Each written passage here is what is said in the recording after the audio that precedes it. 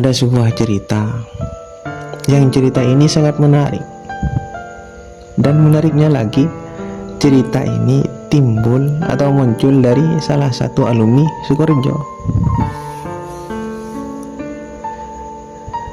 orang Situbondo, kota ke timur.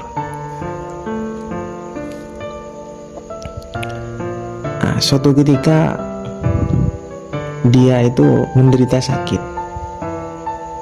Yang sakitnya itu agak lama, hampir 1 tahunan lebih. Berobat ke sini, berobat ke sana, berobat ke tabib ini, berobat ke tabib itu. Ternyata penyakitnya nggak sembuh-sembuh. Ternyata bisa dikatakan penyakitnya itu ya bukan penyakit biasa,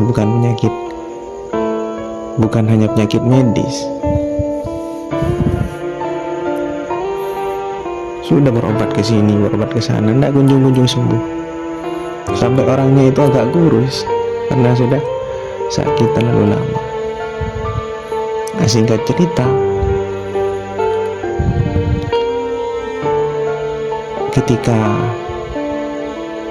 selesai sholat, dia itu teringat salah satu amalan, yang amalan ini dianjurkan dan dirutinkan dibaca setelah selesai sholat di Sukorejo.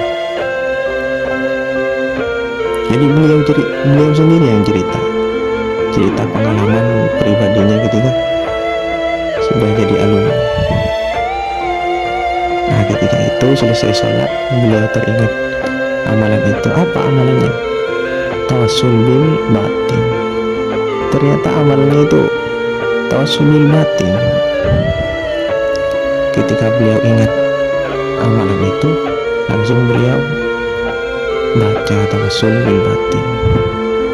Sebelumnya beliau tidak pernah baca tawassul bil batin.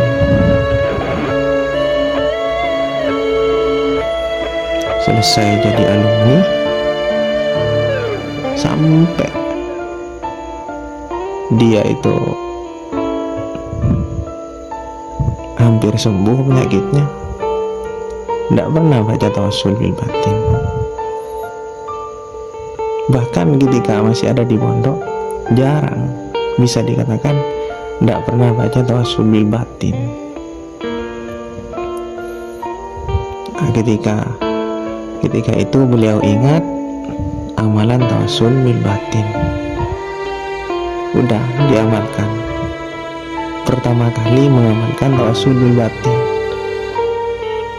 dan ketika jadi alumni juga selesai baca tawassul bil batin, kemudian beliau istirahat, kemudian tertidur.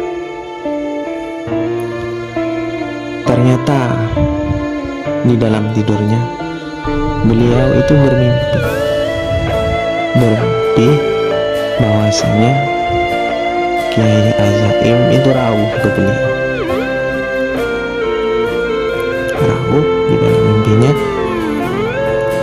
Kiai itu memegang dahinya beliau, cuma diusap dahinya, diusap, selesai, sudah mimpinya. Bangun-bangunnya ternyata penyakitnya sudah sembuh.